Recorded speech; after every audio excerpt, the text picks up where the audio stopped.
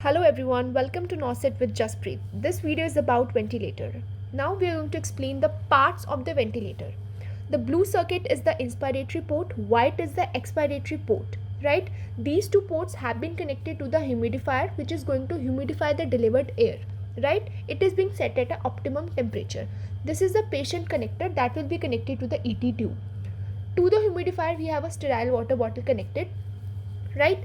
The previous one was the adult circuit and this is a pediatric circuit which is being connected to a HME filter.